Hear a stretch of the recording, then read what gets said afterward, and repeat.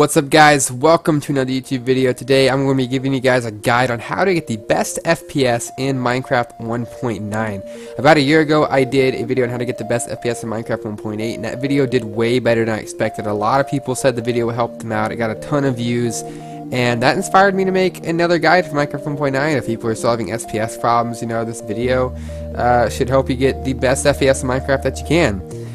So first things first, in the actual first Optifine video I did for 1.8, I didn't tell you guys how to install Optifine. Well, I actually made a separate video on how to install Optifine in Minecraft 1.9, which will be an annotation on the screen right about now, as well as a link down below in the description to go check out that video to show you how to install Optifine.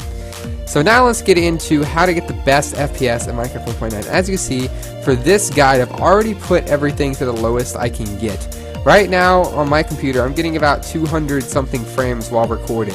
Now, I'm going to go over these settings and talk about them a little bit and just tell you why this gets the best FPS at that setting and stuff like that. But this is pretty much what Minecraft's going to look like so you get the pretty much best FPS possible, or at least for me to get the best FPS possible, because some of these settings will work differently for other people with different computers, but this should help people who have older or slower computers. So let's get into the Optifine settings. First things first, FOV can affect your frame rate a little bit. Higher FOVs can mess with your frame rate. Like Quake Pro, that can mess with your frame rate a little bit. So for the best frame rate, just put your FOV on normal. Now let's get into the video settings and start with fast. The graphics, this affects the visual quality. If I change this to fancy, as you can see, the trees are now see-through and my FPS actually did drop a little bit. So for best FPS, just leave it off, leave it on fast. It'll make everything, it'll just make the leaves not see-through and the clouds not 3D and stuff. It just makes the FPS better. Your render distance is how chunks are loaded, how many chunks are loaded, and how far you can see.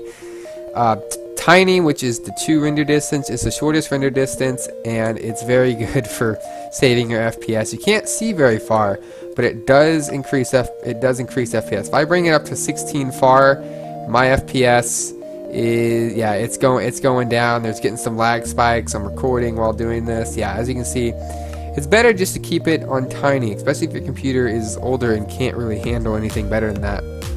Leave your max frame rate on unlimited to get the best frame rate you can. Just leave it on unlimited to get the best frame rate. Smooth lighting just is it's a lighting engine, sorry, that makes everything just look a lot nicer. If I turn it on all the way, as you can see, things just look a whole lot nicer, but it does impact the FPS a little bit, especially on older computers. So just bring this stuff down to off to get a better FPS. View bobbing really doesn't affect FPS that much. If you have an older computer, just leave it off just to be safe. Same with GUI scale, it really doesn't really affect FPS much. Smaller GUI might be faster for really older computers. I'm just going to leave it on normal. VBOS is a setting that you're going to want to adjust yourself to see if it helps you with FPS or not. This is an alternative rendering model, so this may or may not help you. This is a setting you need to mess with yourself. Brightness, just leave it on bright, you know, so you can see better, of course.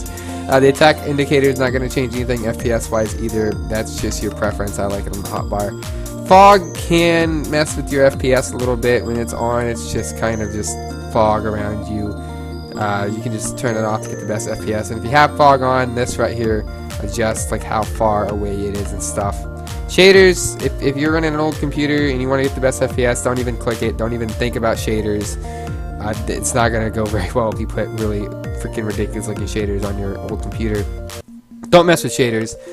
Getting into details, this is just, you know, kind of the graphics of other things. I would leave most of this stuff on default. Most of this default stuff here is controlled by your graphics settings, which is this right here. So let's leave this on default. If you have problems with FPS still, you can try turning off the sky as well as the sun and moon. Use on default because it'll be on fast anyways. This will be on fast as well. Just leave this on fast here. That's the fastest setting. Cloud height, don't mess with that. Rain and snow, leave it on default again, controlled by the fast graphics settings. Stars may make your FPS a little bit worse. You can turn it off and on as you please. Capes don't really affect FPS, and neither do these. Entity shadows may or may not affect FPS. I would just leave it on to be safe. So yeah, entity shadows, don't mess with that. Animations, I actually forgot to turn all these off. For best frame rate, just click this all off button. It just turns everything off. Turns your particles, turn that to decreased actually. No, minimal, my bad. Yeah, once all this is off, that'll increase your FPS as well. Going up to quality here, bitmap levels, these don't affect FPS too much for just the best experience, just leave them off. Leave this at nearest. Anti-aliasing and anti-stroptic filtering, you do not want these on at all. These will definitely decrease your FPS, especially anti-aliasing because it smooths edges and stuff, and it'll just decrease your FPS. Don't mess with these two settings right here.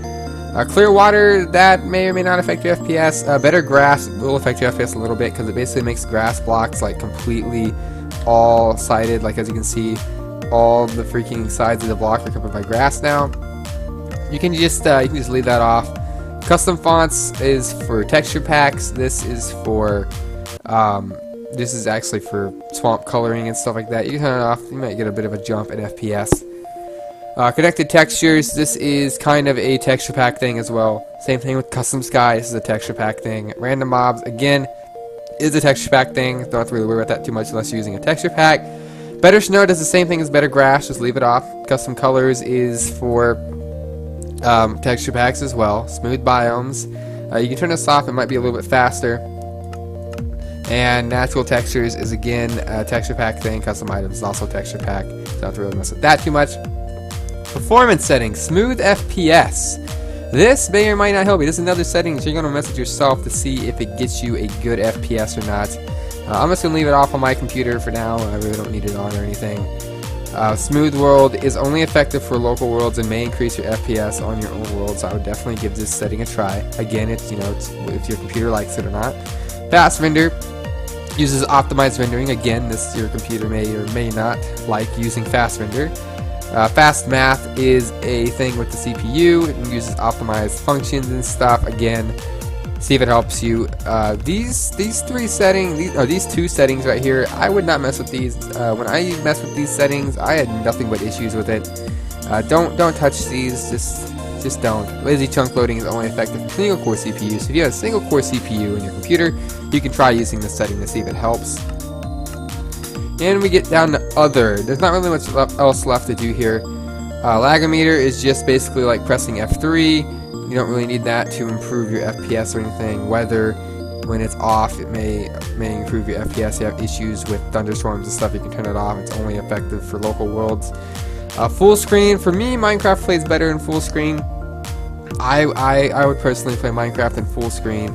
It definitely improves my FPS on my computer. I would mess with that a little bit yourself. And you can also turn down the resolution, which I'm not going to do for this video because I'm using a monitor. And when I did it a second ago, I tried recording this video, it actually really messed up my recording. So I'm not going to mess with full screen resolution. But what you do is you turn that down. You can turn the resolution down all the way down and then turn FPS or turn off full screen, turn it back on, and it may actually improve your FPS even more by being at the lower resolution. Autosave, turn this to 30 minutes because as you can see down there, the 2 seconds saves or causes the famous lag spike of death, which is not good, and it was never fun to deal with that. I remember that. Show FPS will just show your frame rate, and this is 3D stuff that you don't really want to mess with. So yeah, that is pretty much how to get the best FPS in Minecraft 1.9. I hope this video helps some people get the best FPS they can in Minecraft. And hopefully you did watch the installation tutorial for my Optifine for Minecraft 1.9. I did link at the beginning of the video. That should have showed you how to get Optifine installed. Hopefully it did. If you enjoyed this video, just let me know down below in the comments. If it helped you, let me know down below. You can give a like or whatever. And that's about it. And so I guess I will see you guys in my next video. Peace out. Yeah.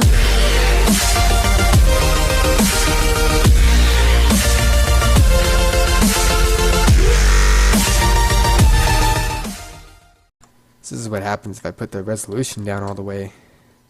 This is like the grossest thing I've ever seen in my life. Oh my gosh.